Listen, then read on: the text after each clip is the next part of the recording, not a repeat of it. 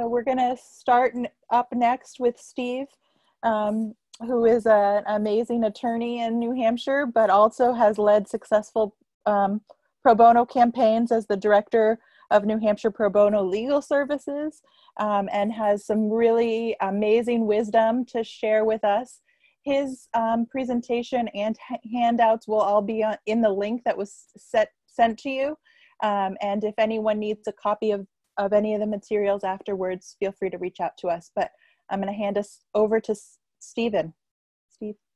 Thank you, Olivia, and thank you everybody for being here on a Saturday morning. I know we'd all rather be somewhere else doing something else, but it's wonderful to be able to gather and talk about these important issues with some amazing advocates from all over the state and beyond.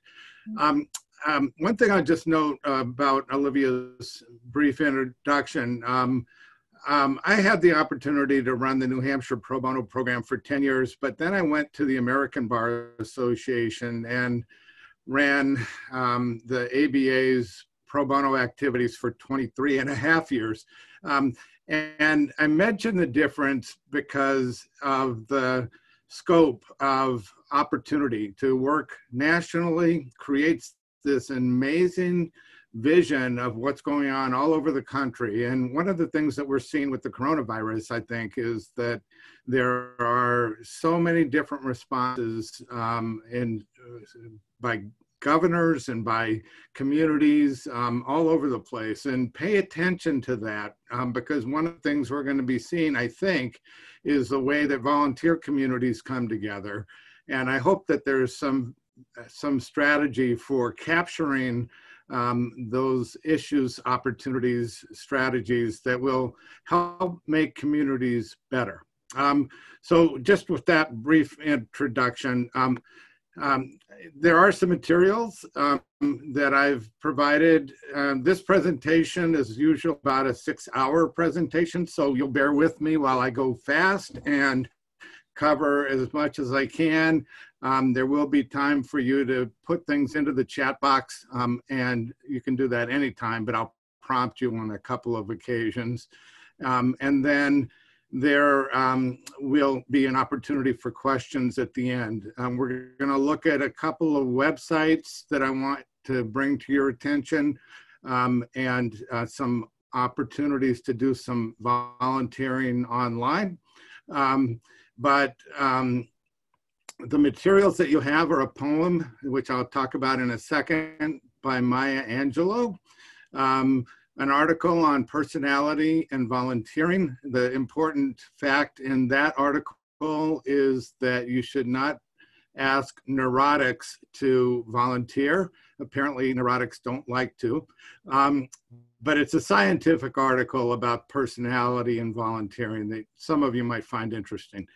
There is an article on how to write a job description your volunteers will love. And I'll get into some more detail about why I think job descriptions are important and the role that they play in your efforts. I've included a couple of sample volunteer sign-up forms. One's a little more detailed, one's a little more basic, just to give you a couple of things that might be useful. And then there's a volunteer attendance form for any of your events, a way of capturing which volunteers showed up, what they did, how much time they spent, and so on. So just a few little things that you might find are helpful to incorporate into your activities. Maya Angelou wrote a poem for Oprah Winfrey a few years ago on Oprah's birthday. And she reflects in the poem about Oprah's background and her growing up in poverty and what she accomplished as an entertainer, but really what she accomplished as a member of a community in a broader sense. And every time I read this poem, I focus on a different verse. And this morning, and literally this morning when I was looking at this, this is the one that popped up for me. And I think that sentiment is where I'm at today. that we have so much that we can give to each other. And we have the opportunity and we have the means. And for me, that's what volunteering is all about, that sense of we can't wait for things to come to us. We have to take the leadership. We have to put our time, our effort, our energy into creating good in the world. And so today, that's what Maya Angelou's poem reminded me of. As you read it today, you might take away a different message. And as you read it tomorrow, probably a different one. But I wanted you to have it just so I could share with you kind of a core belief about volunteerism and using your incredible skills and talents to make a difference. Why do we involve volunteers? Well, there are really three reasons. One is to benefit the organization. One is to benefit the community. And the third, which I'm not going to talk about, is to benefit the volunteer. You all are volunteers. I don't think you need to hear from me about what difference it makes to you personally to be a volunteer. So I'm skipping that part. But let's jump in. What are the benefits to the organization and to the community? First, the organization. And so here's your first prompt. If I've missed something, or if you want to add something, please put it in the chat box. But a few of the things that I've identified are, first, that using volunteers creates this potential for more volunteering. As a volunteer engages in an activity, they learn more about your mission, they learn more about the people, the issues, the challenges, how it affects communities, and so on. And so volunteering then creates opportunity to do more. The more you find out, the more you're going to want to do. Your organization gains perspective about your mission and your work from volunteers. Volunteers give you feedback, whether you like it or not. You're going to hear from your volunteers about how you do your work, about the substance of it, about the content. And I think you want to just make sure that you listen to that. Volunteers enable your organization to reach more people with your messages. That's kind of obvious, but it also enables you to do more projects, to do more outreach, to do more policy work, and whatever your mission is, the more volunteers you can bring on board, the more you're going to be able to affect those kinds of issues. And finally, volunteers expand the expertise that then benefits your organization. We'll get into this a little bit more, but if all you have in your organization are white people who are middle class, who are employed, you're missing out on a real benefit of what a real community looks like, sounds like, and feels like. If all your volunteers have the same skill set, you're missing out on the benefit of the skills that others can bring to help you improve your work. Okay, sort of core concepts about how volunteers can benefit your organization. And then I don't know that I need to tell all of you about how volunteers can benefit the community, but volunteering is contagious. It creates more positive behavior in others. So the more you bring in volunteers and the more they rave about their volunteer experiences generally or with your organization, the more you're going to be able to generate more volunteers. Does that make sense? Everybody nod your head, thank you. Secondly, the interaction of people from different backgrounds builds community. Volunteering should be, in my view, about building better communities and involving people with different backgrounds, expertise, skills, and so on really helps to create stronger and deeper communities. And finally, obviously, the benefit to communities from achieving, from using volunteers is achieving your missions. You have positive, powerful missions, messages that you want out there in the world, and you need volunteers to make those things happen. Okay, this is what you want as sort of your model for how to bring a volunteer in. First, you want them to be informed about who you are, what you do, how you do it, who your other volunteers are, and so on. Second, you want them to be supportive. You want them to like your site on Facebook. You want them to show up at the table and chat with you at the downtown festival. But then you want their active participation. You want them to do something. You want them to really be engaged with you. It might just be holding a sign or coming to a hearing as part of the audience, but then you want them to testify at the hearing. And ultimately, you want to build them up as a leader. If you can think of this basic model of, and make sure they're aware of who you are, what you do, make sure they're supportive, and that might be financial support, by the way. Get them as an active participant, and then build them up as a leader. That's sort of the spectrum of how you want to build up each one of your volunteers.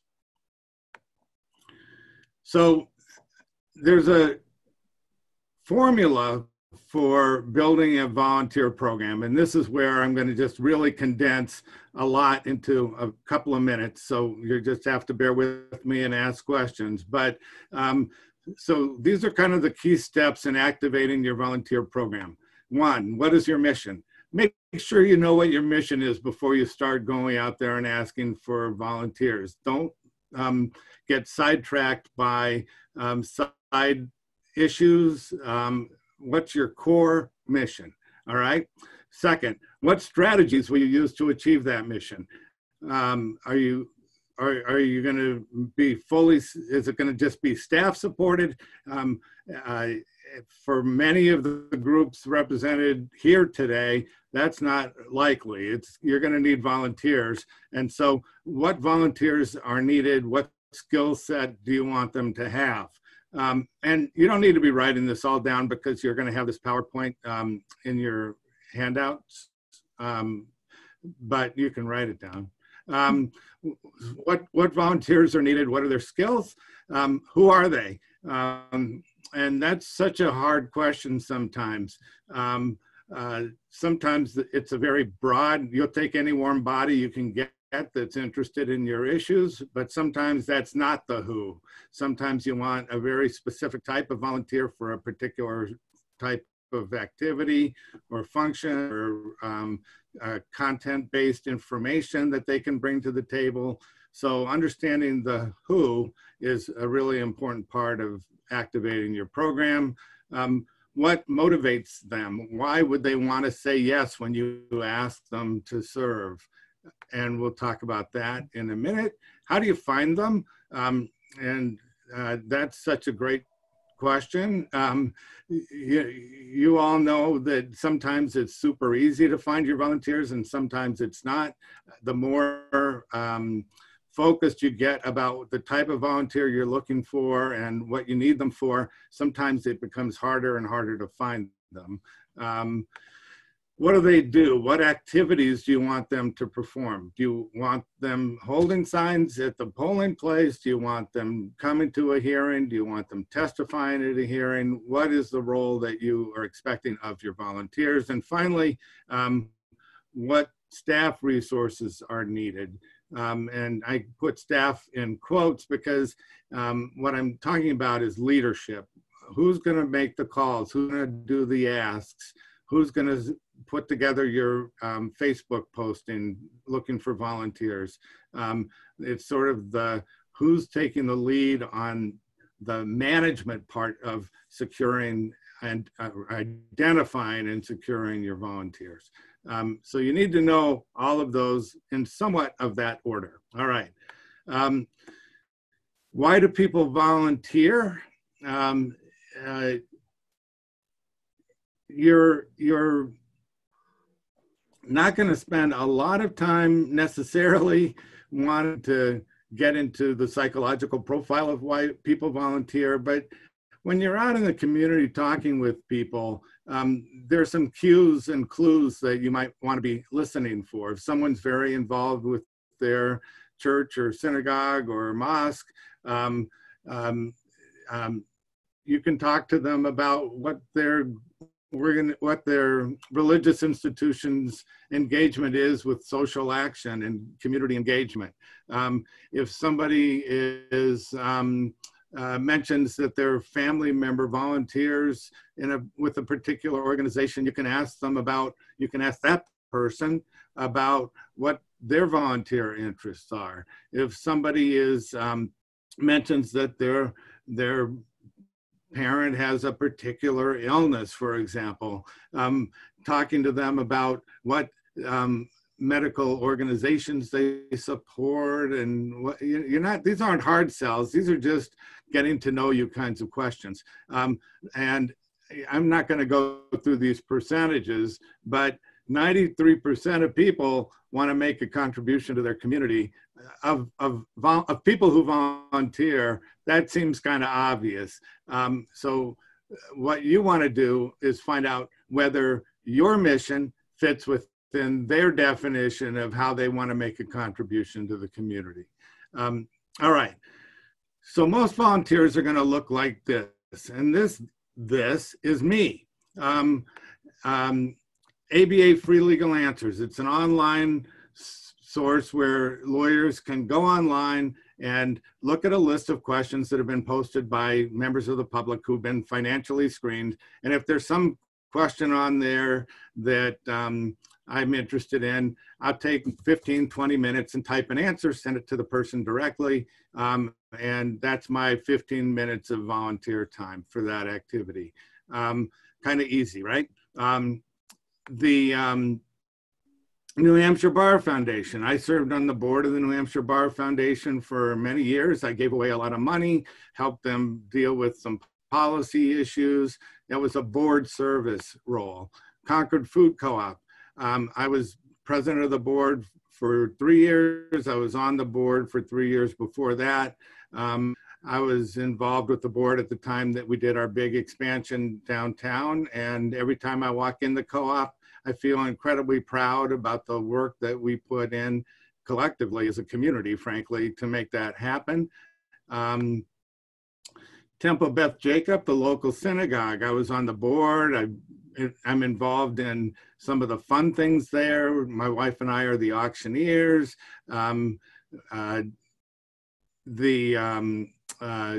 We do a little show every year. Some of the people at the who are attending today have also been in that show with me. Thank you, folks.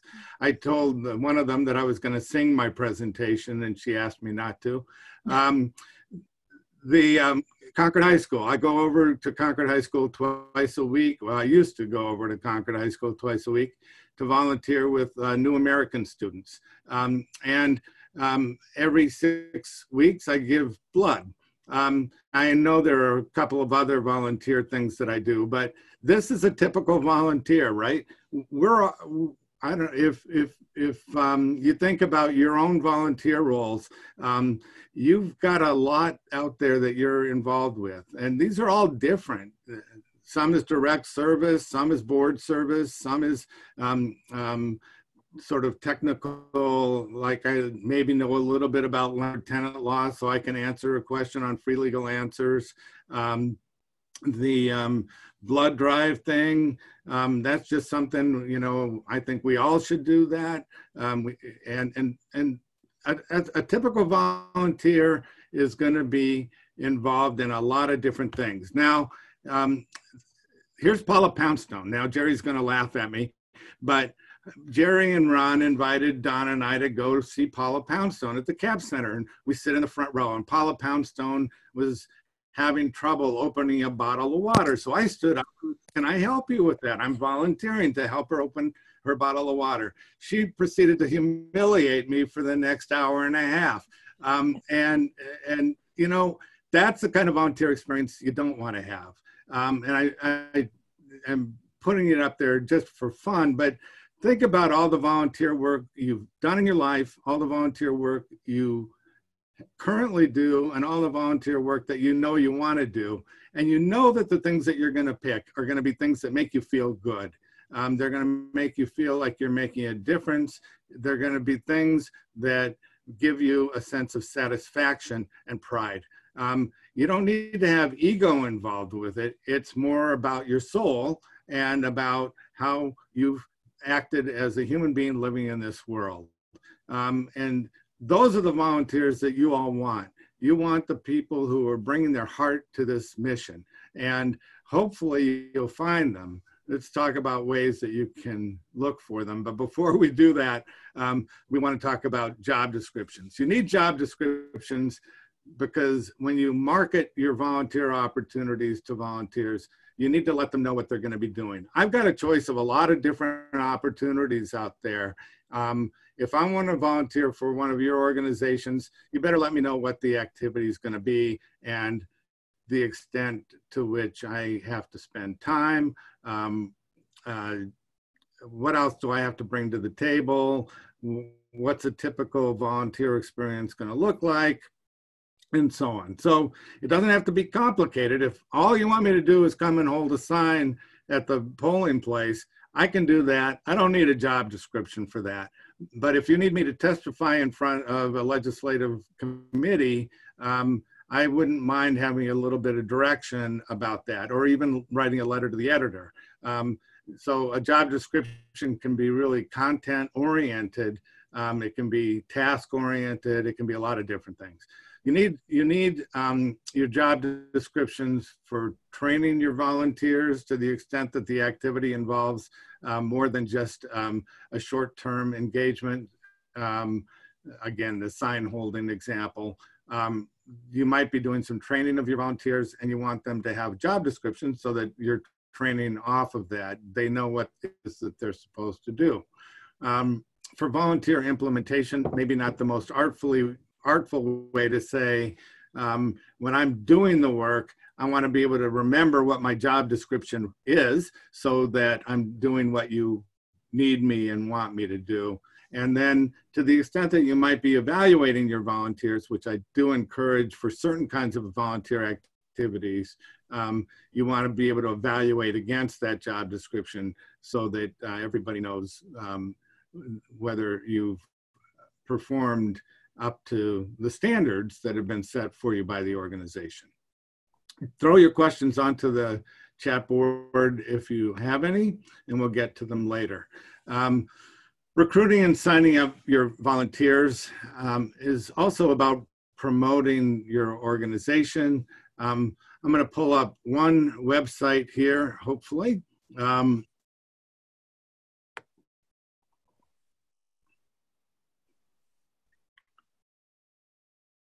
Oh, look, it's the Democracy in Action website.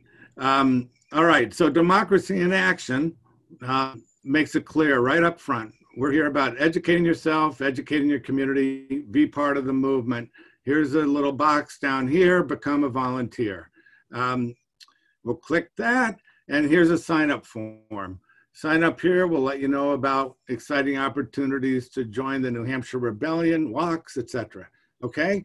I don't know who put this up here or who has control. There's a typo in it right down here. I would like to help organize or support events in my area, so somebody ought to fix that. But it's a very simple form online.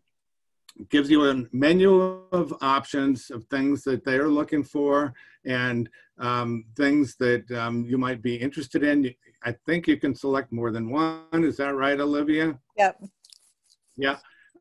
And then you put your contact information in, some other information that's optional. When are you available? If you're only available in evenings, you might want to put that in there so they don't call to ask you to do something during the day, right?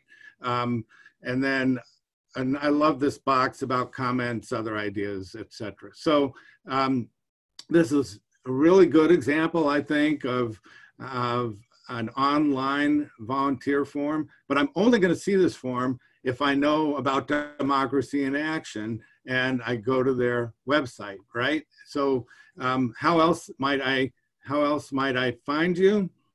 Now I got to go back to Democracy in Action has a Facebook presence, if I remember correctly. Is that right, Olivia? Yep. Oh, wait. Yep. We have a couple of Facebook identities. Yeah, multiple, which is great because you don't know how, what's going to connect to some people and others. Facebook, Instagram, Snapchat, interestingly, is a nice way to push yourself out at events. Take a picture of a crowd of people at a hearing, you put that out on your Snapchat account, and so on. Just be creative with how you use social media. You'll reach more and more people all the time. It just continues to grow. Email is great as a way to reach out to people, but only if you have their email addresses. And it's a wonderful way to stay in contact. Build your email base. Use some volunteer management system if you have the capacity to do that, because it'll tell you a lot. It'll help you track emails, contact information, phone numbers, and so on. Some of those things, like these are you can pull up records of, I only want the list of people who can volunteer from in morning hours. So that long story about volunteer management software, but it's really a great tool for volunteers or volunteer organizations.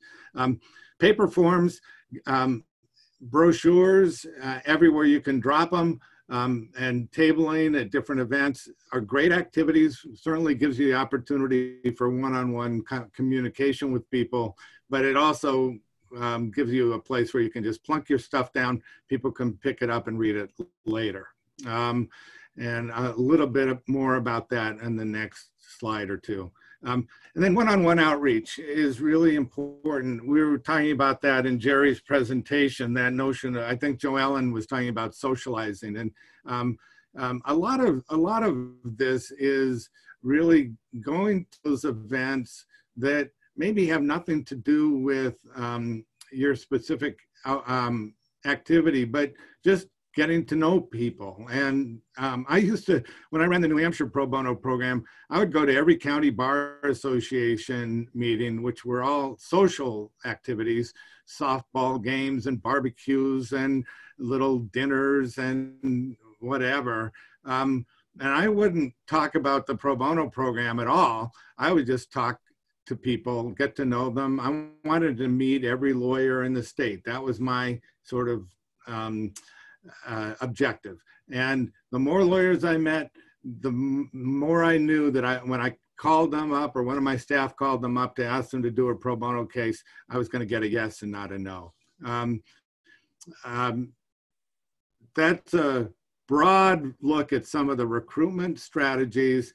Put your ideas in the chat box, and then we'll maintain a record that others can read, and I'll certainly be interested in as well. So recruiting online is really interesting. If you go to the opportunities in New Hampshire, the Volunteer New Hampshire website, which we'll go to here, you can see that there's a place where you click Volunteer Now. Now, I'm not clicking that quite yet because I just want to bring your attention to this. Click here to register your organization. I'll be interested in whether any of you are using the Volunteer New Hampshire website as a place to find volunteers. But if I want to volunteer now, I'll go there, and there's a list of opportunities. Right now, they're not sorted. They're just kind of in order of placement, I believe. But if I wanted to sort, I could sort by category. I can filter by category. So I could type in homeless, and that would bring up just the volunteer opportunities in the homeless arena. So that's just a very well-used place where lots of organizations are finding volunteers. The AARP is a national version of that for AARP members. LinkedIn is more for, you'll find a range of volunteer opportunities, but because LinkedIn is a business-oriented site, you're going to find more business kinds of things like internships and so on. We the Action is for lawyers, and I wanted to show it to you because of the way that they've posted their opportunities. It's a national site, and let's see, here's one right here. CARES Payroll Protection Program Help. Tells you what the opportunity is, what they want people for, how long they think it'll take, where your bar license has to be from, and what the general category is: employment, children, youth, etc. I think this is a really nice site. Very simple opportunity postings, very basic, and I recommend it. I recommend the format because of the simplicity of use.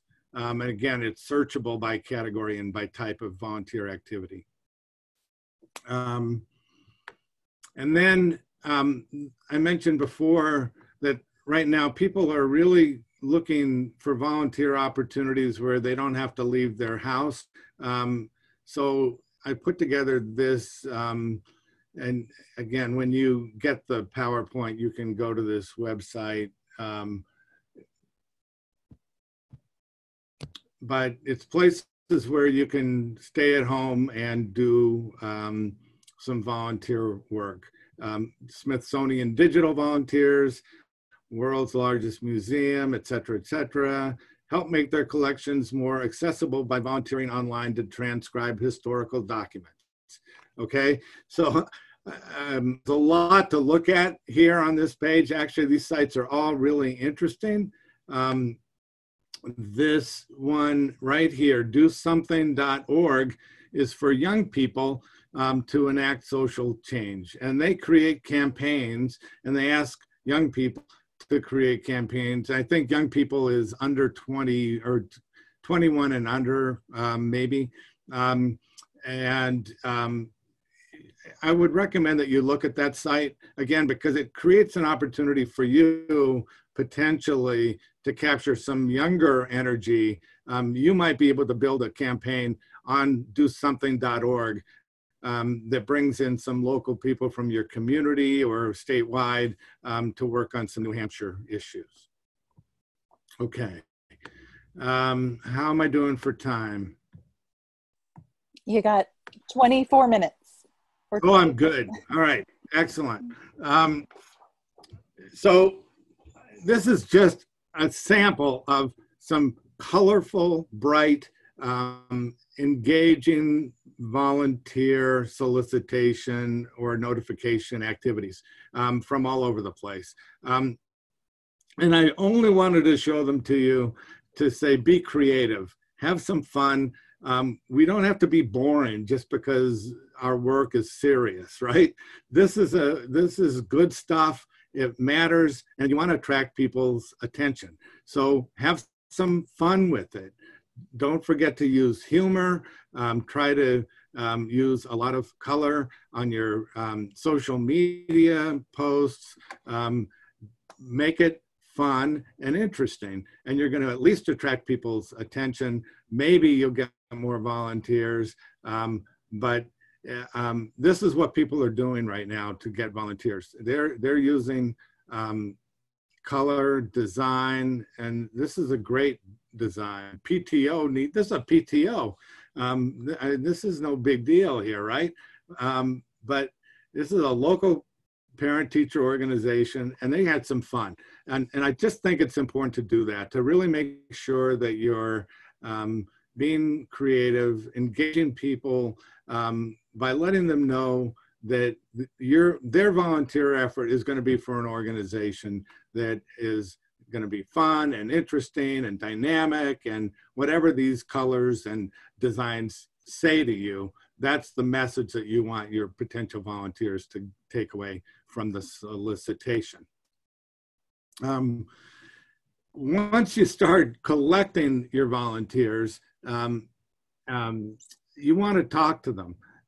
You might not need to talk to every potential volunteer, but certainly if you're going to bring somebody on as a board member, or if you're going to have somebody involved as a leader of some of your activities, you want to engage in one-on-one conversations with people, but they don't have to be long conversations. I think Isaac Grimm said the other night, he talked about how important these one-on-ones are, and I agree with him. I think some of what you're trying to find out are what are people's interests? What are their gifts? What are their particular passions? What draws them to want to even be a volunteer? Why do you want to work on these issues? What has happened in your life that has created your energy about this matter that matters to us? And then there's the particular role.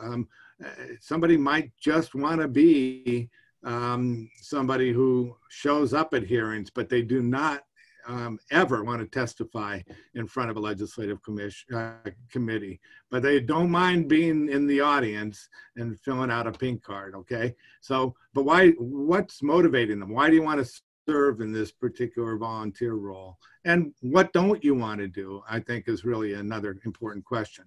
And then finally, be sure to ask people that last question: what more do you need to know about this opportunity? What is it that I haven't told you that will make a difference in your saying yes when I need you? Okay? All right. So volunteer acknowledgement, recognizing the work of your volunteers. And I know that we're jumping fast here, so I apologize for that. Why does it matter? I hope we all know the reason why it matters, but ultimately it's to make somebody feel valuable. And it's not to stroke somebody's ego, it's to make people feel like they matter. Excuse me just a second.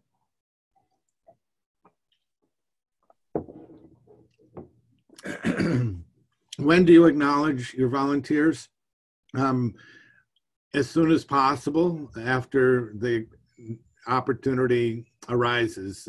If you see somebody, I'll get into that in a second, but if you see somebody doing something particularly good, somebody who's just testified, done a remarkable job, go up to them in the back of the room and say, you know what, that was awesome. Try not to wait is the important message there. How to acknowledge them, I'll show you some ideas in a minute. Who should do the acknowledgement? Generally, the person who invited the volunteer on board, or the person who witnessed the behavior or activity or action that the volunteer is being acknowledged for. And then what?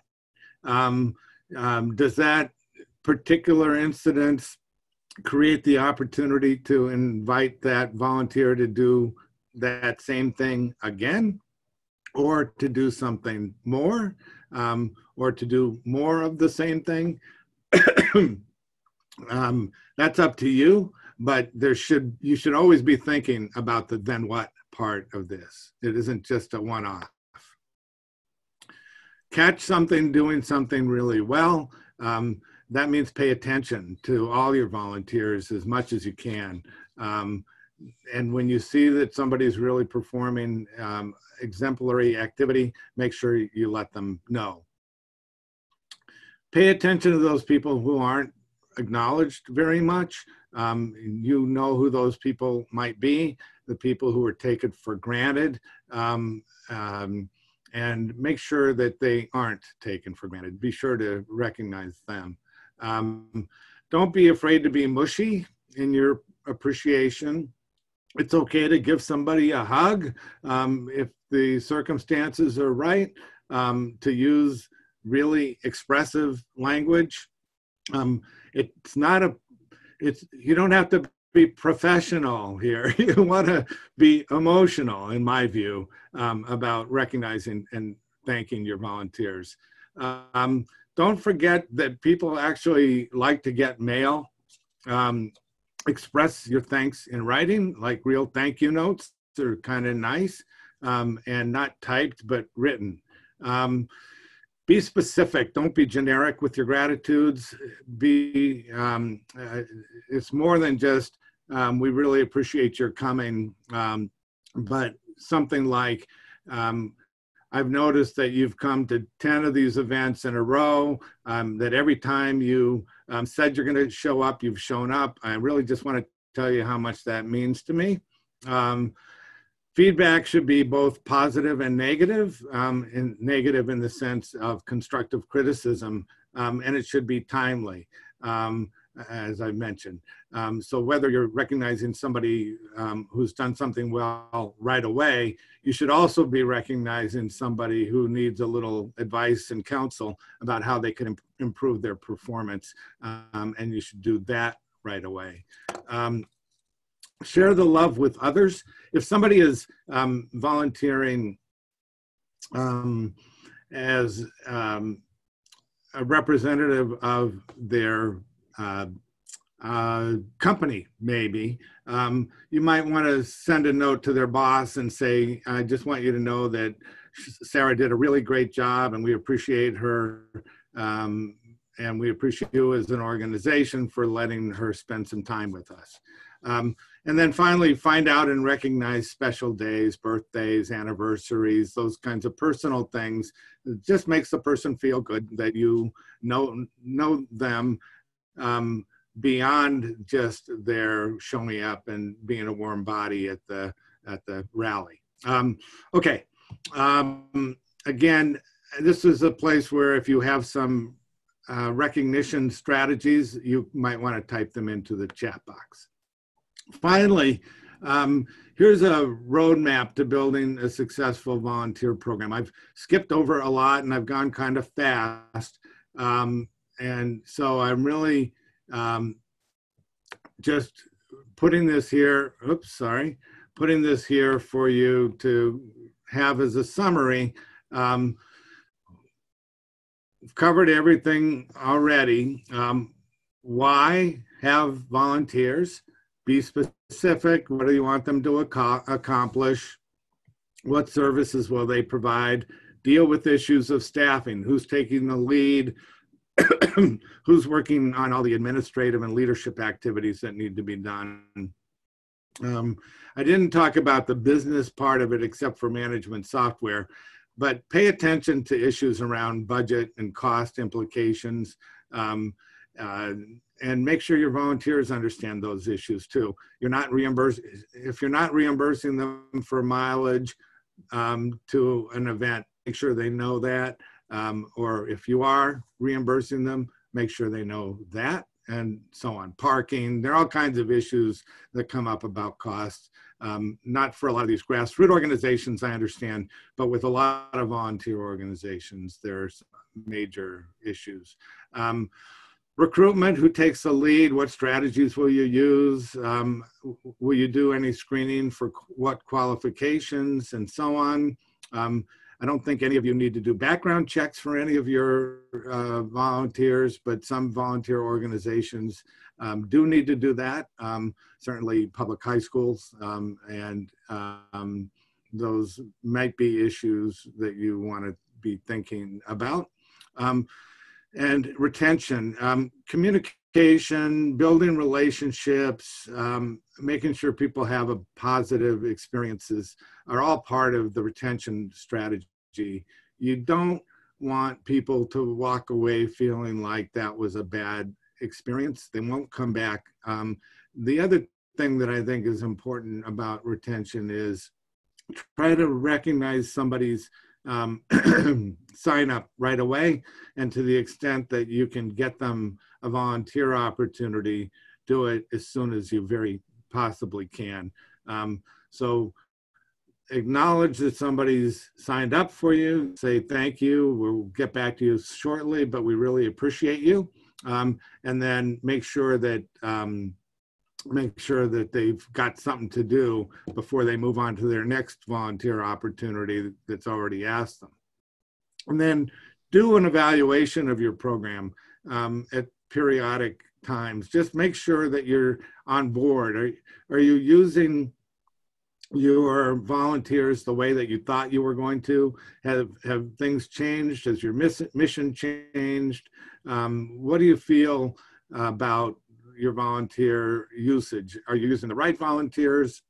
Are they providing you the right kinds of services? Are there things that you haven't done or haven't thought of? Have you listened to them when they give you feedback? And so on. All right, I'm going to stop and see if there are any questions and take another drink of water.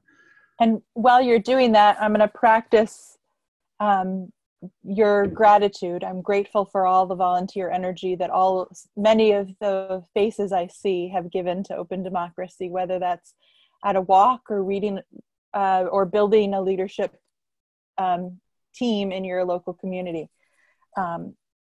So we're going to use the raise hand function here. So if you want to raise your hand, Steve will call on you. Don't feel like you need to be shy here.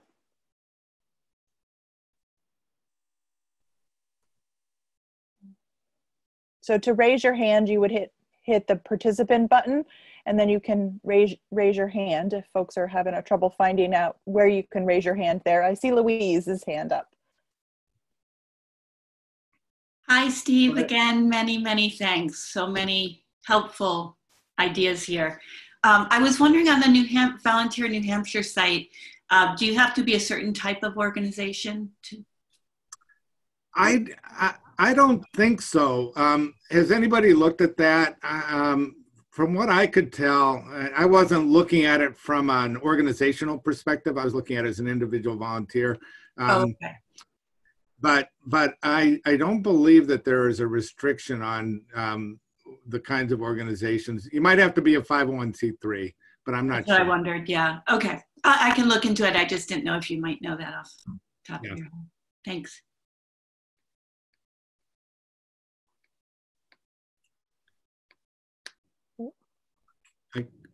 Are there other questions? I'm not seeing other hands. I wasn't sure if Michelle was trying to raise a hand virtually or not. No. Okay. Nope. I see Gail. I see Gail's hand.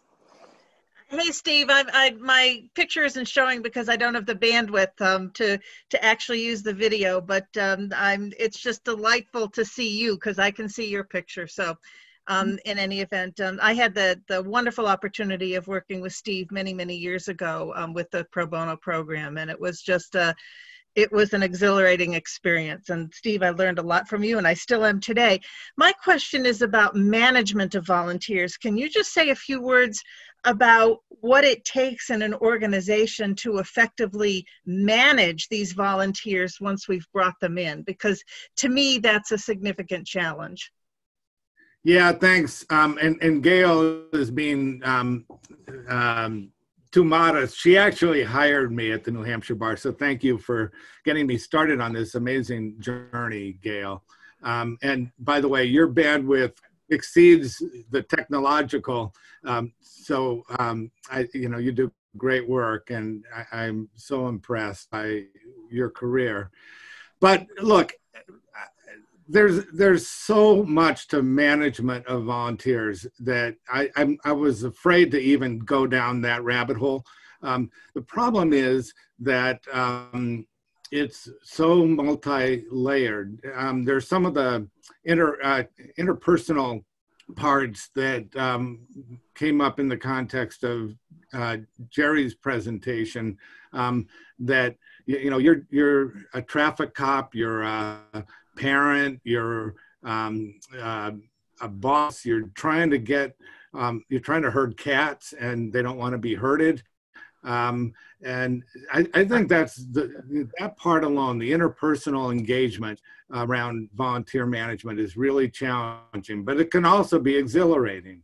And that exhilaration motivates the manager to just keep going, looking for solutions, trying to solve problems, dealing with conflict, but dealing with conflict in a way that recognizes that it's because we all care so much. And so maintaining perspective and being patient are part of being a good manager.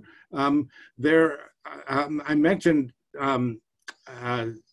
tools and software management technology is a whole different part of it, but really important to keep track of the details. It's hard to keep track of hundreds of volunteers manually. You know, if nothing else, learn how to use a spreadsheet and you know how to access information from that spreadsheet. Scheduling is a challenge, and so on. You're all good at this, and I don't want to gloss over it, but I also don't want to pretend that I can answer Gail's great question in 3 minutes. So I'm going to say maybe we should do a separate session sometime, Olivia, just on the volunteer management part and talk to some of you who've been doing this and doing it so well. Yeah, and Gail always is an inspiration. She always inspires me. So I see we have 3 hands up and a couple of chats and a few more minutes left. So do you want to go to Bev next? Good morning. Yes, do I have? Yeah, I just have a quick comment. I just want to thank Steve and also the information that Jerry put across. What it's done for me, it's in addition to the resources that you have through your handouts for more thought and digestion after today, is just putting some form and some substance to this.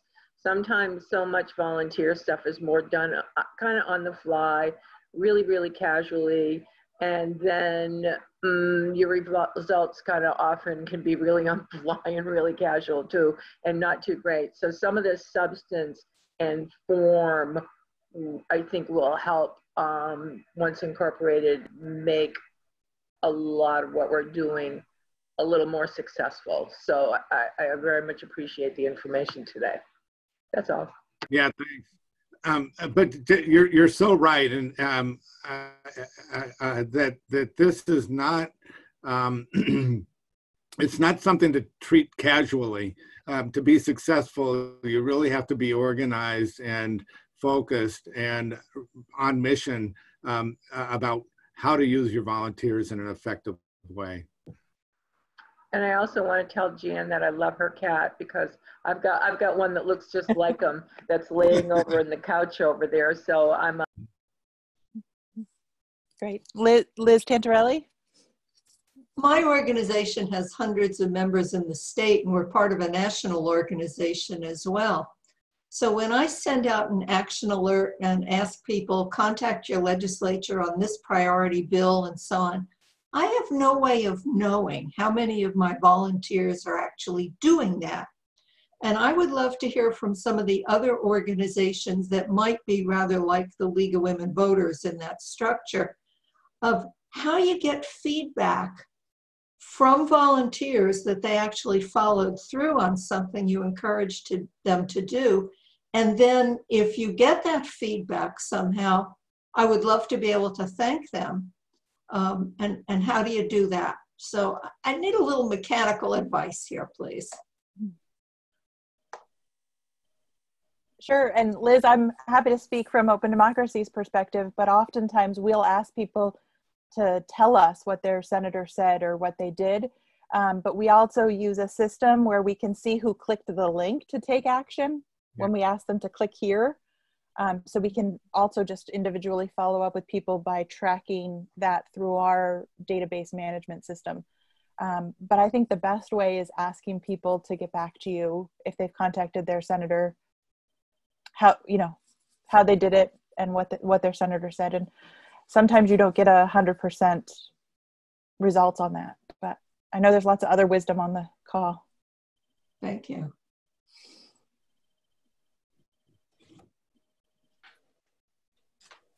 And so Stan also has a question, but if anyone has thoughts for Liz, send her a message at the League of Women Voters, New Hampshire.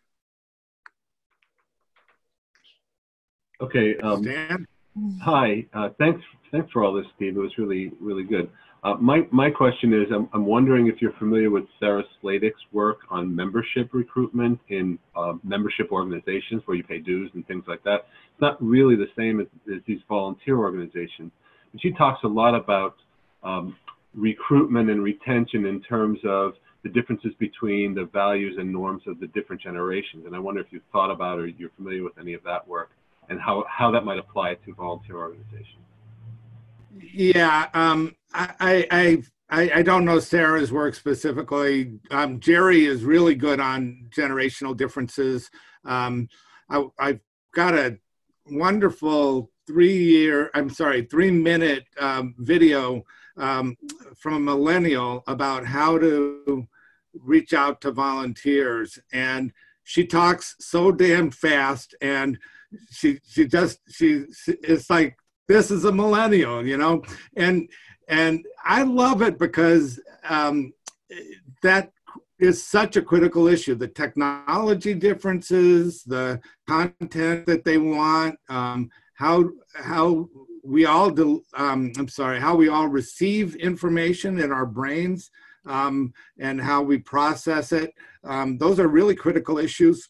It's another area where we could spend a lot more time talking about generational differences relative to volunteers. Jerry, I don't know if you want to weigh in on that at all.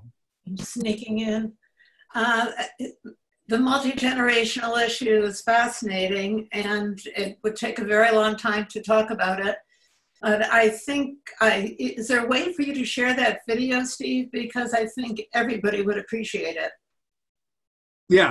I can send out the link. Yeah, we're happy to add it to the link on his handouts too. Great. So we're going to take a quick break and be back in a few minutes for Jerry's The Art of Facilitation. Thank you, everybody.